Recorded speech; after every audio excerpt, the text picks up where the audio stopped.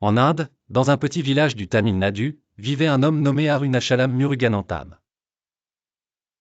Un jour, il remarque que sa femme utilise de vieux chiffons sales pendant ses règles. Choqué, il lui demande pourquoi elle n'utilise pas de serviettes hygiéniques. Elle lui répond simplement, c'est trop cher. Si on en achète, on n'a plus de quoi manger. Cette révélation bouleverse Arunachalam. Il décide alors de créer lui-même une serviette hygiénique bon marché. Le problème ?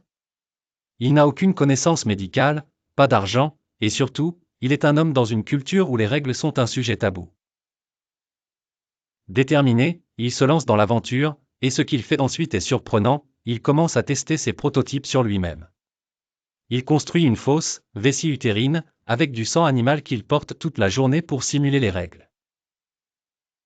Ses efforts persistent malgré le fait que les gens le prennent pour un fou. Sa mère le rejette, sa femme le quitte, et le village le bannit. Il passe plusieurs années seul, à perfectionner ses serviettes avec des matériaux biodégradables et abordables. Namin, il ne lâche pas. Après plus de 5 ans de rejet, Arunachalam met finalement au point une machine simple et peu coûteuse qui permet de fabriquer des serviettes hygiéniques de qualité. Au lieu de breveter son invention, il choisit de la partager gratuitement pour qu'elle soit utilisée dans les villages pauvres. Grâce à sa ténacité, des milliers de femmes en Inde peuvent maintenant produire et vendre leurs propres serviettes hygiéniques.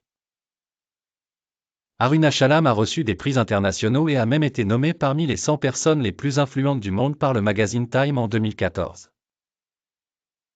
Et surtout, sa femme est revenue vers lui, fière de ce qu'il a accompli. Cette histoire illustre combien le tabou des règles peut peser lourd, mais aussi la puissance d'une idée, même issue d'un simple villageois. En fin de compte, elle témoigne de l'importance de la dignité menstruelle comme enjeu global de santé, d'égalité et de justice.